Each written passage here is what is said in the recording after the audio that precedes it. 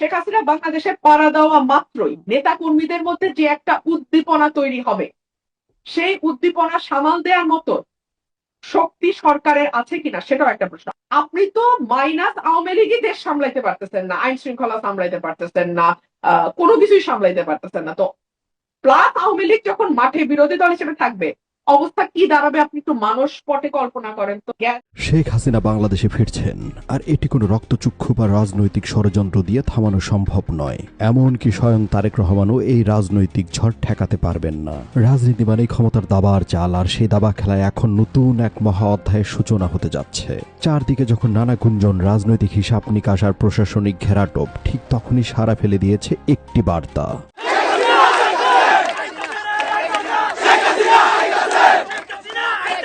গত 7ই August Saudi আরব, তুরস্ক এবং পাকিস্তানের মধ্যে যৌথ প্রতিরক্ষা চুক্তি স্বাক্ষরিত হয়েছে, যাকে আন্তর্জাতিক কূটনীতিতে মক্কা চুক্তি বলা হচ্ছে।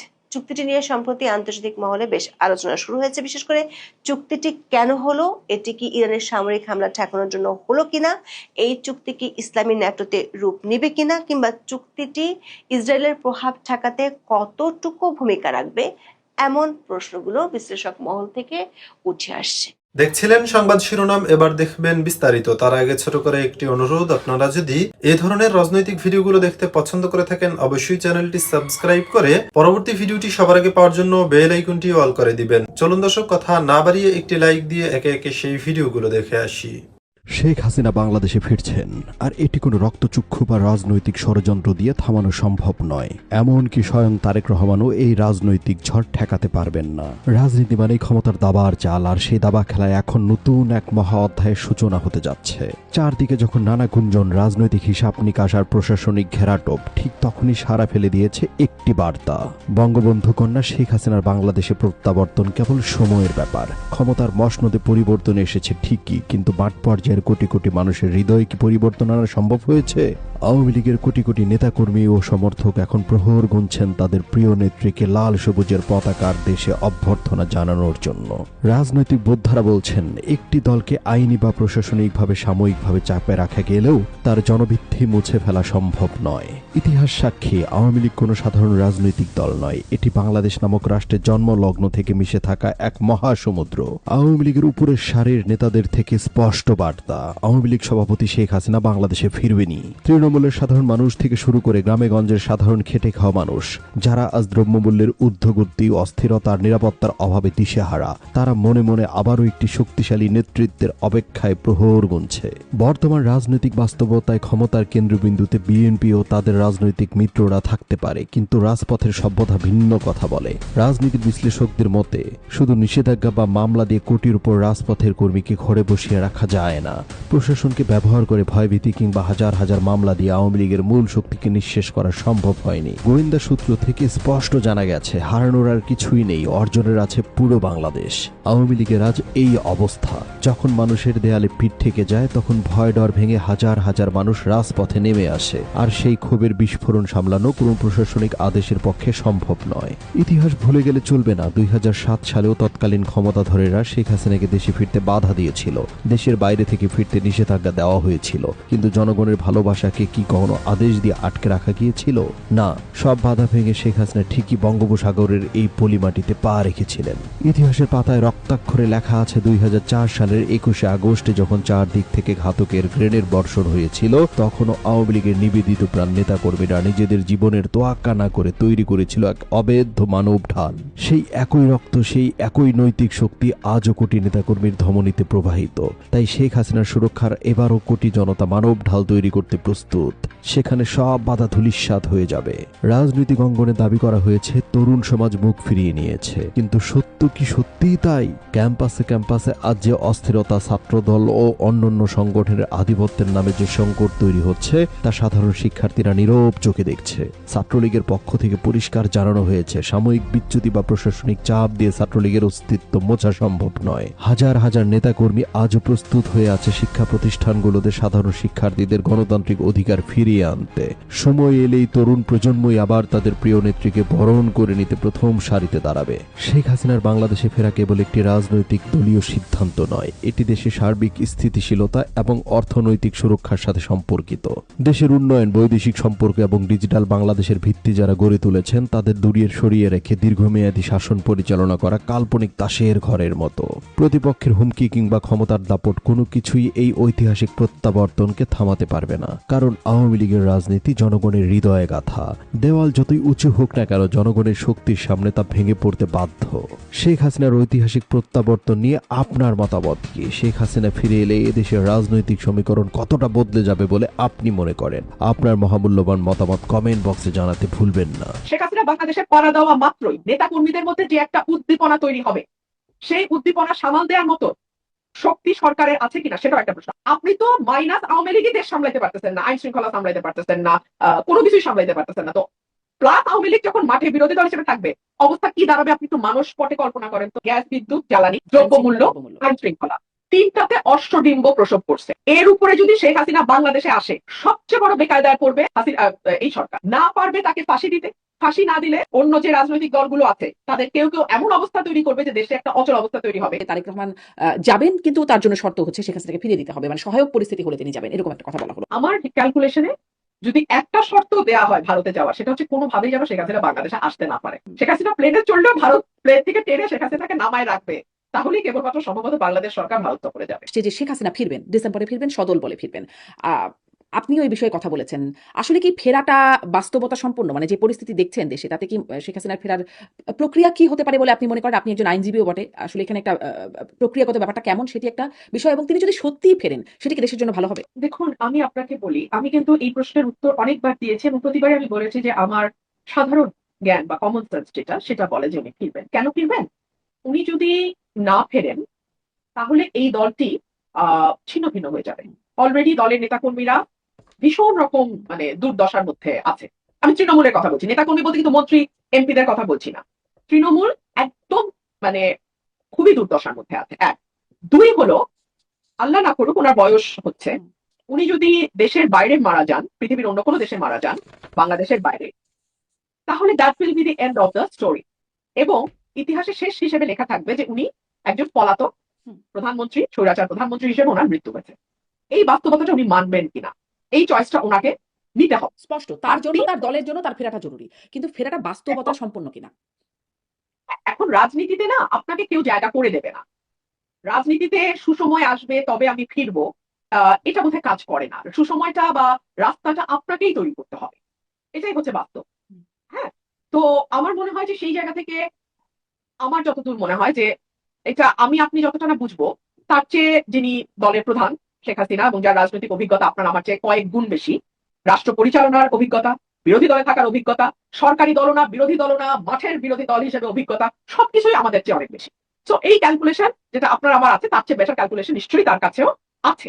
এবং আরেকটা যেটা ব্যাপার, যে এই দেশটার পেছনে ওনার ফ্যামিলির যে একটা বিরাট ত্যাগ, 15 অগস্টের কথা আমি বলছি, এবং বাংলাদেশের অভ্যুদয়ের পেছনে তাদের দলের এবং তার পরিবারে তার পিতার যে অবদান, সেগুলোকে যদি ধরে রাখতে হয় তাহলেও কিন্তু ওনাকে ফিরতে হবে। আর ফেরাটা শেখ হাসিনার জন্য যতটা প্রয়োজন, মানে এই সকল কিছু বিবেচনায়, ওনার মন্ত্রী এমপি তাদের জন্য কিন্তু এটা অত প্রয়োজন না। মন্ত্রী আসবে, মন্ত্রী যাবে, কিন্তু শেখ হাসিনার জন্য তার পরিবারের সম্মান, তার দলের অস্তিত্ব, তার নিজের ত্যাগ, তার নিজের সংগ্রাম, তার নিজের দলে থাকা মানে সরকারে থাকা, বিরোধী দলে থাকা, সকল কিছু, তার 46 ইয়ার্স এর যে হিস্ট্রি, তার নিজের সকল কিছুর বিবেচনায় কোনো কেউ যদি নাও আসে, শেখ হাসিনার সম্ভবত আমার যেটা হিসাব যে উনি হয়তো আসবেন। আচ্ছা, কিন্তু আসার কোনো প্রক্রিয়া, মানে সেটা আমি আমার অনুষ্ঠানে আওয়ামী লীগের অনেক নেতারাও কথা বলেন, আমি তাদেরকে জিজ্ঞাসা করেছি, তারাও আসলে বলতে পারেন না যে কিভাবে। জিজ্ঞাসা করলে কখনো কখনো বলেন টাইম উইলসে, কোনো প্রক্রিয়া আসলে বোঝা যাচ্ছে না। না, না বোঝার কি আছে তাও আমি বুঝতে পারছি না। বাংলাদেশ সরকার তো ব্যাকুল, তারা ভারতেও যাবে না যদি না শেখ হাসিনাকে বাংলাদেশে আনা হয়। তার মানে ভারত তার মানে পথ চেয়ে আছে, বাংলাদেশ সরকার রীতিমতো পথ চেয়ে আছে যে কবে শেখ হাসিনা আসবেন। তো আর শেখ হাসিনাও বলছেন যে তিনি বাংলাদেশে ফিরবার জন্য ব্যাকুল হয়ে আছেন। তো দুই তরফই তো ব্যাকুল, তাহলে অসুবিধা কি? আরেকটা খুব কিন্তু উদ্ভট এই যে কথা, ডক্টর বিএনপি সাহেব অবশ্য বলেছেন, তিনি ডক্টর সাহেব মাননীয় প্রধানমন্ত্রী উপদেষ্টা তিনি বলেছেন যে তারা চায় ধরে নিয়ে আসতে, বেঁধে নিয়ে আসতে, কিন্তু শেখ হাসিনা এখন বলছে তিনি নিজেই ফিরতে চান, আত্মসমর্পণ করতে চান। মানে হয়তো এটি তাদের পছন্দ হচ্ছে না যে তিনি আত্মসমর্পণ করতে আসবেন, তারা ধরে বেঁধে নিয়ে আসতে চায়। এবং এখন এই জন্যই হয়তো ভারতকে বারবার অনুরোধ করছে কিনা সেটারও বিশ্লেষণ আপনি হয়তো বলবেন, যে তাকে ফিরিয়ে দেবার জন্য যেই বারবার অনুরোধটা করছে, আহ্বানটা জানাচ্ছে, মানে এটি কি একটা বিশ্লেষণ কিনা? ওনার তাকে বাংলাদেশে এনে বিচারের মুখোমুখি দাঁড় করানোটা কি সরকারের উদ্দেশ্য, নাকি বিষয়টাকে নিয়ে খেলাধুলা করা সরকারের উদ্দেশ্য? যদি খেলাধুলা হয় তাহলে না, উনি আসলে কিন্তু হবে না, ভারতকে নিয়ে আসতে হবে, বেঁধে নিয়ে আসতে হবে, প্লেনে দাঁড় করিয়ে নিয়ে আসতে হবে, ফার্স্ট ক্লাসে আনলে হবে না, ইকোনমি ক্লাসে আনতে হবে, ইকোনমিক ক্লাসে আনলে হবে না, প্লেনের লেজে বসিয়ে আনতে হবে, মানে ইত্যাদি ইত্যাদি নাটক করাই যায়। মানে এখন আপনার উদ্দেশ্য নাটক করা হলে তো আমি সারাদিন নাটক করবেন। যেমন ধরেন, আমি একটা টক শোতে বলেছিলাম যে 5 জন ভালো সংস্কৃতি কর্মীর নাম বলেন যারা বিএনপি করে, 5 জন ভালো গায়কের নাম বলেন, রবীন্দ্রসঙ্গীত শিল্পীর নাম বলেন যারা বিএনপি করে, 5 জন ভালো নজরুল সঙ্গীত গায় বিএনপি করে নাম বলেন, 5 জন ভালো নৃত্যশিল্পীর নাম বলেন, 5 জন ভালো অভিনেতার নাম বলেন, 5 জন ভালো কবির নাম বলেন, 5 জন ভালো লেখকের নাম বলেন, 5 জন ভালো সাংবাদিকের নাম বলেন। অর্থাৎ বুদ্ধিবৃত্তিক কাজের সঙ্গে এবং মননশীল সৃজনশীল কাজের সঙ্গে যুক্ত বা 5 জন আর্টিস্টের নাম বলেন ফার্স্টে। আপনি পারবেন না ভাই, আপনি দিস্তার পর দিস্তা রিসার্চ করতে পারেন, আপনি পাবেন না। সে কারণে বিএনপির বুদ্ধিবৃত্তিক যে দৈন্যতা, তার ফলে বিএনপির কর্মীরা দেখে অনেকে বলে আমি শেখ হাসিনাকে কি কি জানি কি ফিরায় আনবার চেষ্টা করছি। আরে আমি করতে গেছি, আমি কি পুলিশ, আমি কি মন্ত্রী, আমি কি স্বরাষ্ট্র মন্ত্রণালয়ের দায়িত্বে, আমি কি আইন মন্ত্রণালয়ের দায়িত্বে, আমি কি প্রধানমন্ত্রী, আমি কি করে শেখ হাসিনাকে ফিরে আসবো? আমি আইনজীবী বটতলার উকিল হিসেবে আমি যেটুক বুঝি আমি ওইটুক বলি, রাজনীতি একজন কর্মী হিসেবে আমি যেটুক বুঝি আমি ওইটুক বলি, নাকি ওইটুক তোমাদের মন মতো না হলে বলাও যাবে না, তাই না? তো এই যে ইডিয়টিক কথাবার্তা বিএনপি বলে, আমার মনে হয় যে বিএনপির কিন্তু আমার মনে হয় যে মানে এরকম বোকার মতো কথা বলার চেয়ে চুপ থাকাটা বেটার। মুখ বাঁধা ছালার দাম কিন্তু লাখ টাকা। যতক্ষণ পর্যন্ত না তোমার স্টুপিডিটিটা একেবারে দৃশ্যমান হয়ে যাচ্ছে ততক্ষণ পর্যন্ত তুমি বরং বেটার ইউ কিপ কোয়াইট। আমি এটাই বলবো, মানে আমি ফিরায় আনতে চাই। আচ্ছা, হাউ ফানি, মানে who am I to bring her back end how is that possible? I'm not in charge of home, I'm not in charge of law, I'm not in charge of government, so even if I want to, how can I? আচ্ছা, এটাই বলা হচ্ছে, হ্যাঁ, যে আপনি ফিরিয়ে আনার চেষ্টা করছেন, কিন্তু তিনি যদি ফিরে আসেন বলে আপনার যে ধারণা, তিনি ফিরে আসলে আসলে কি পরিস্থিতি ভালো হবে, নাকি সেটি আরো মানে খারাপ কিছু? শুনেন ভাই, এই সরকার যে 3টা অগ্রাধিকার বললেন, গ্যাস, বিদ্যুৎ, জ্বালানি, হুম। দ্রব্যমূল্য, দ্রব্যমূল্য। আইন শৃঙ্খলা, 3টাতে অশ্বডিম্ব প্রসব করছে। এর উপরে যদি শেখ হাসিনা বাংলাদেশে আসে, এইটা আমি এই বছরের শুরুতে বলছিলাম, সবচেয়ে বড় বেকায়দায় পড়বে এই সরকার। না পারবে তাকে ফাঁসি দিতে, ফাঁসি না দিলে অন্য যে রাজনৈতিক দলগুলো আছে তাদের কেউ কেউ এমন অবস্থা তৈরি করবে যে দেশে একটা অচল অবস্থা তৈরি হবে। না পারবে তাকে মানে কারাগারে নিতে, কারণ শেখ হাসিনা বাংলাদেশে পাড়া দেওয়া মাত্রই নেতা কর্মীদের মধ্যে যে একটা উদ্দীপনা তৈরি হবে, সেই উদ্দীপনা সামাল দেওয়ার মতো শক্তি সরকারের আছে কিনা সেটাও একটা প্রশ্ন। এই প্রসঙ্গে আপনাকে আরেকটা কথা আমি মনে করিয়ে দিই, তখনও কিন্তু নমিনেশন হয় নাই। ওই যে বলে নমিনেশন না পেয়ে বলতেছি, তখনও কিন্তু নমিনেশন হয় নাই, নমিনেশনের আলাপও হয় নাই। এটা সম্ভবত 25 সালের এপ্রিল মের কথা, 2025 সালের এপ্রিল মের কথা। আমাদের একটা প্রোগ্রাম ছিল, আলোচনা, ওখানে মির্জা ফখরুল ইসলাম আলমগীর সাহেবের মেয়ে উপস্থিত ছিলেন, মেয়ের জামাই উপস্থিত ছিলেন। এটা একটা মানে ইন্টালেকচুয়াল ফোরাম আলোচনা, বাট মানে অডিয়েন্সের সামনে। সেখানে আমি বলেছিলাম যে বিরোধী দল হিসেবে আওয়ামী লীগকে সামলানো নেক্সট টু ইম্পসিবল কাজ। আওয়ামী লীগকে সবসময় বলাই হয় যে তারা বিরোধী দলে থাকবার জন্যই তাদের জন্ম, মানে তারা বিরোধী দল হিসেবে তাদের পারফরমেন্স এরকম।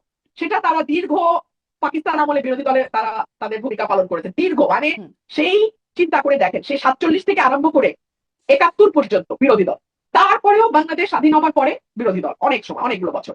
So, বিরোধী দলে আওয়ামী লীগ হচ্ছে একটা আতঙ্কের নাম।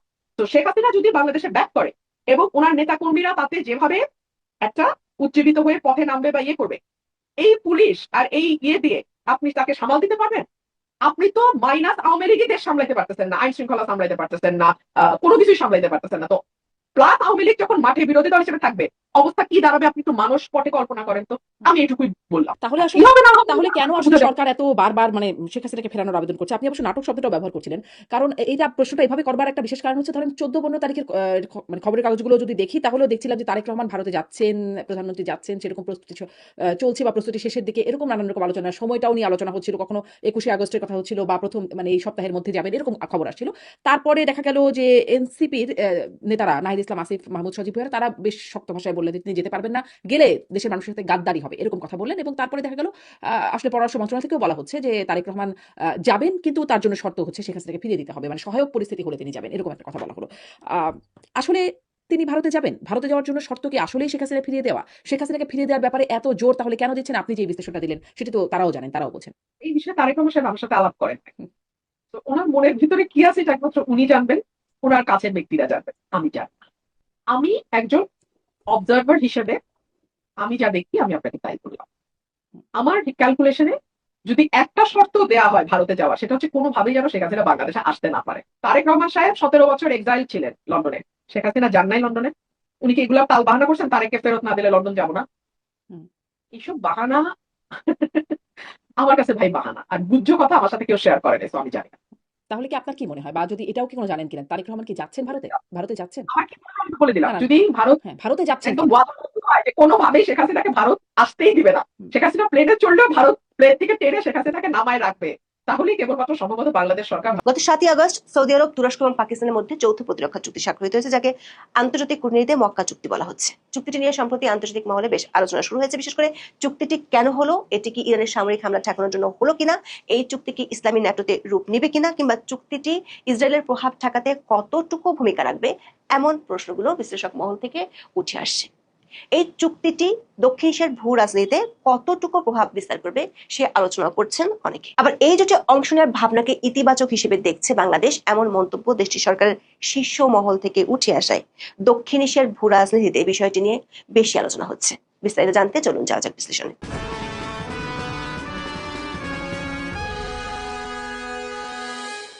7ই আগস্ট মক্কার গ্র্যান্ড মসজিদের পাশে আল সাফা প্রাসাদে এক বৈঠকে সৌদি যুবরাজ ও প্রধানমন্ত্রী মোহাম্মদ বিন সালমান, তুরস্কের প্রেসিডেন্ট রিসেপ তাইয়েব এরদোয়ান এবং পাকিস্তানের প্রধানমন্ত্রী শাহবাজ শরীফ আনুষ্ঠানিকভাবে মক্কা যৌথ প্রতিরক্ষা চুক্তি বা MJDA সই করেন। দেশ তিনটির ভৌগোলিক অবস্থান মক্কা চুক্তিকে এমন এক ধরনের গুরুত্ব দিয়েছে যা প্রচলিত সামরিক জোটগুলোর সব সময় থাকে না। তুরস্কের অবস্থান উত্তর প্রান্তে, দেশটি ইউরোপ, কৃষ্ণ সাগর ও মধ্যপ্রাচ্যের সীমান্ত সংলগ্ন এলাকায় রয়েছে। সৌদি আরব আছে একেবারে কেন্দ্রে। দেশটির অবস্থান পারস্য উপসাগর ও লোহিত সাগরের মাঝামাঝি। অন্যদিকে পাকিস্তান ইরানের পূর্বে অবস্থিত, যার সীমান্ত ভারতের ও মধ্য এশিয়ার কাছাকাছি। দেশটির দক্ষিণে আছে আরব সাগর। এই তিন দেশ মিলে একটি বিশাল ভৌগোলিক ত্রিভুজ তৈরি করেছে, যার বিস্তৃতি আনাতোলিয়া থেকে আরব উপদ্বীপ হয়ে দক্ষিণ এশিয়া পর্যন্ত। নতুন এই চুক্তির যে মূল কথা, সেটি পশ্চিমা সামরিক জোট ন্যাটোর বিখ্যাত 5 নম্বর অনুচ্ছেদকে মনে করিয়ে দেয়।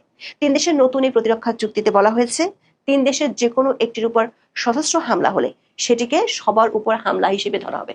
অর্থাৎ একটি দেশের উপর আক্রমণ মানে তিন দেশই একই সঙ্গে তার জবাব দেবে। এই ধারার কারণে আন্তর্জাতিক বিশ্লেষকদের কেউ কেউ এই চুক্তিকে মুসলিম ন্যাটো হিসেবে দেখা শুরু করেছে। তবে এখনো আন্তর্জাতিক মহলে প্রশ্ন আছে, এই চুক্তির মাধ্যমে কি সত্যি তেমন কোনো জোট বাস্তব রূপ পাচ্ছে? এতে উপসাগরে অর্থশক্তি, সৌদি আরব, তুরস্কের ন্যায্য মানের প্রতিরক্ষা প্রযুক্তি এবং পাকিস্তানের পারমাণবিক সক্ষমতা সব মিলে একটি শক্তিশালী প্রতিরক্ষা জোট তৈরি হচ্ছে। এই চুক্তি এমন এক সময় হয়েছে যখন পশ্চিম এশিয়া চলমান সংকট পরিস্থিতি তীব্র আকার ধারণ করেছে। প্রশ্ন হলো, মধ্যপ্রাচ্যে যখন যুদ্ধ চলছে, আমেরিকা আর ইসরায়েলের হামলা জবাব দিতে গিয়ে ইরান যখন সৌদি আরব সহ মধ্যপ্রাচ্যের মার্কিন মিত্র দেশগুলোতে হামলা চালাচ্ছে, তখন কেন সৌদি আরবের অন্য দুটি দেশকে প্রয়োজন হলো? একথা বলার অপেক্ষা রাখে না মধ্যপ্রাচ্যে ইরান ও যুক্তরাষ্ট্র এবং ইসরায়েলের যুদ্ধের প্রেক্ষাপটে এই জোট গঠিত হয়েছে। গত 28শে ফেব্রুয়ারি যুক্তরাষ্ট্র ও ইসরায়েলের আগ্রাসনের জবাবে মধ্যপ্রাচ্য জুড়ে মার্কিন সামরিক ঘাঁটি ও তেল অবকাঠামোতে ড্রোন ও ক্ষেপণাস্ত্র হামলা চালায় ইরান। এর ফলে বিশ্ব বাণিজ্যের অন্যতম গুরুত্বপূর্ণ নৌপথ হরমুজ প্রণালীতে জাহাজ চলাচল ব্যাপকভাবে কমে যায়। পরিস্থিতি সামলাতে বিকল্প পথ হিসেবে লোহিত সাগরের বন্দরগুলোর উপর নির্ভরতা বাড়াতে বাধ্য হয় রিয়াদ। ফলে ইয়ানবু বন্দর দিয়ে সৌদি তেলের রপ্তানি দৈনিক 1,20,000 ব্যারেল থেকে বেড়ে প্রায় 35 লাখ ব্যারেলে ওঠে। এই স্পর্শকাতর রুটি আঘাত এনেছে ইরান সমর্থিত হুতি বিদ্রোহীরা। গত 20 জুলাই তারা সৌদি আরবের উপর নৌ অবরোধ ঘোষণা করে। চুক্তি সইয়ের 2 দিন পর 9 আগস্ট ইরান সমর্থিত হুতিরা যা জানে সৌদি আরামকোর একটি শোধনাগারে ড্রোন হামলা চালানোর দাবি করে। এসব দিক বিবেচনায় নিলে বলতে হয়, চুক্তিটি কোনো কাল্পনিক ভবিষ্যৎ হুমকির বিরুদ্ধে নয়, বরং আঞ্চলিক সংঘাত ও নিরাপত্তার ঝুঁকি বৃদ্ধির মধ্যে এই চুক্তির সিদ্ধান্ত নেওয়া হয়েছে। মধ্যপ্রাচ্যের দেশগুলো, বিশেষ করে সৌদি আরব, এতদিন নিজেদের সুরক্ষার জন্য যুক্তরাষ্ট্রের উপর নির্ভর করত, কিন্তু এই চুক্তির অন্যতম চালিকা শক্তি হলো মার্কিন সুরক্ষার উপর রিয়াদের হতাশা। আল জাজিরার বিশ্লেষণ অনুযায়ী ওয়াশিংটনের দেওয়া নিরাপত্তা ব্যবস্থা যখন ড্রোন ও ক্ষেপণাস্ত্র হামলা থেকে সৌদি আরবের তেল অবকাঠামো রক্ষা করতে পারছিল না, তখনই বিকল্প প্রতিরক্ষার তাগিদ তৈরি হয়। আগে নিরাপত্তার প্রয়োজনে ওয়াশিংটনই ছিল উপসাগরীয় দেশগুলোর প্রধান ভরসা। এখন সেই নির্ভরতা কমিয়ে আঙ্কারা, রিয়াদ ও ইসলামাবাদের মধ্যে সরাসরি নিরাপত্তা অংশীদারিত্ব গড়ে তোলার চেষ্টা দেখা যাচ্ছে। তবে অনেকে একে মুসলিম ন্যাটো বললেও এখনই ন্যাটোর মতো কোনো কঠোর সামরিক জোট তৈরি হচ্ছে না, কারণ ন্যাটোর মতো এখানে কোনো একক অভিন্ন শত্রু নেই। সৌদির প্রধান চিন্তা ইরানকে নিয়ে।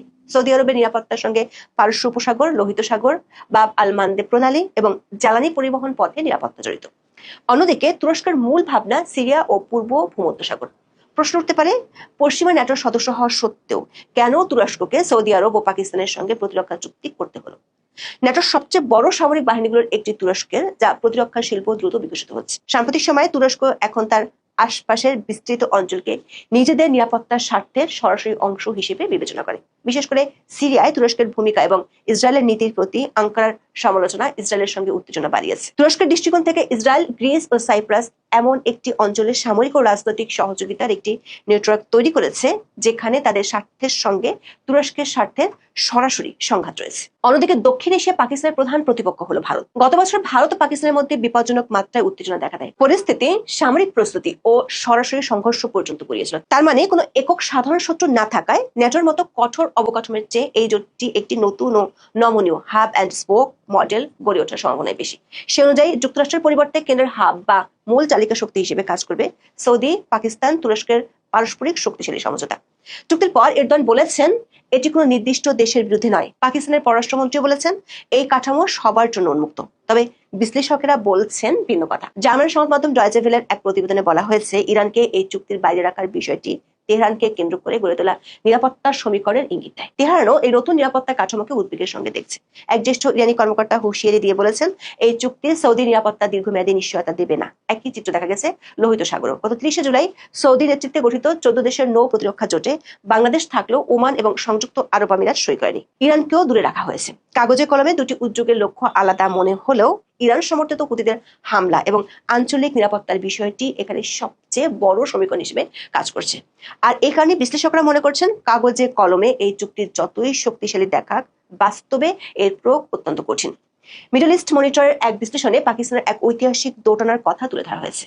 সৌদি আরবের সঙ্গে পাকিস্তানের ঘনিষ্ঠ সামরিক সম্পর্ক আছে সত্যি, কিন্তু তার চেয়ে বড় সত্যি হলো ইরানের সঙ্গে দীর্ঘ সীমান্ত এবং পাকিস্তানের উল্লেখযোগ্য শিয়া জনগোষ্ঠী যারা ইসলামাবাদের অভ্যন্তরীণ নিরাপত্তার জন্য বড় ভাবনার বিষয়। ইরানের সঙ্গে সরাসরি সামরিক সংঘাতে জড়ানো পাকিস্তানের অভ্যন্তরীণ শান্তি নিরাপত্তার জন্য বড় ঝুঁকি তৈরি করতে পারে।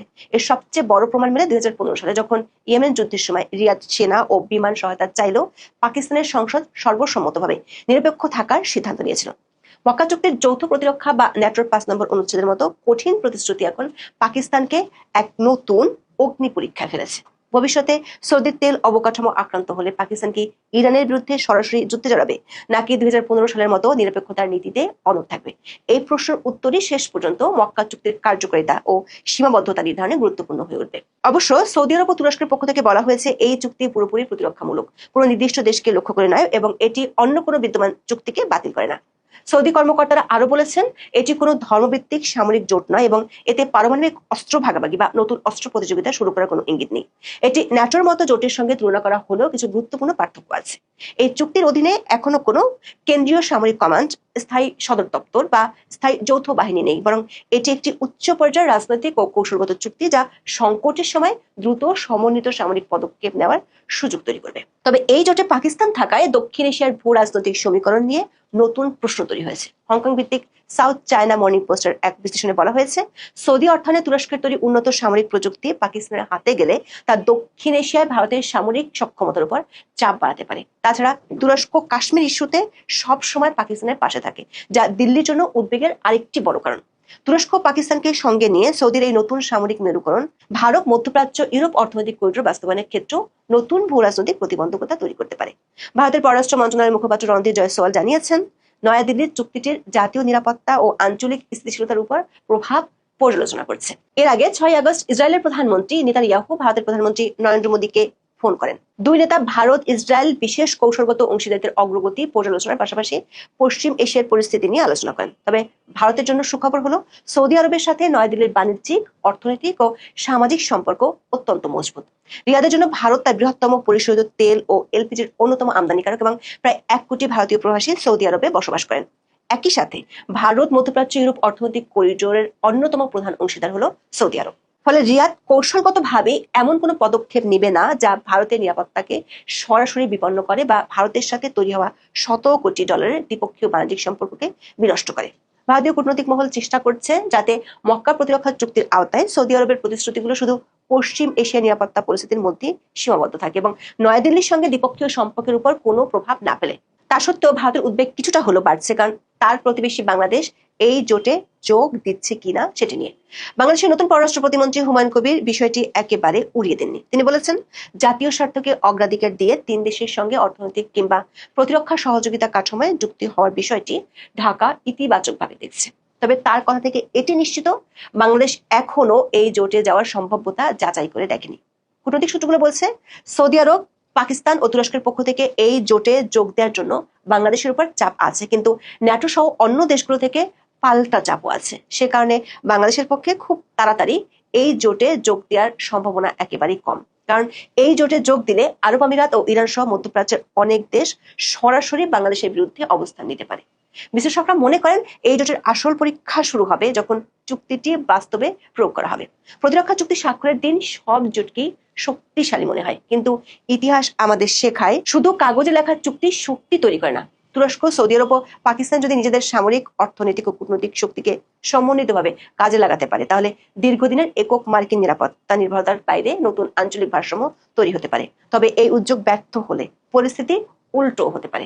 তখন প্রতিটি আরব দেশ বুঝবে, ইসরায়েল প্ররোচিত যুদ্ধের পরবর্তী লক্ষ্য তারা হতে পারে। এখন এ পর্যন্ত সবাই ভালো থাকুন, সুস্থ থাকুন, নিরাপদে থাকুন। দেখা হবে।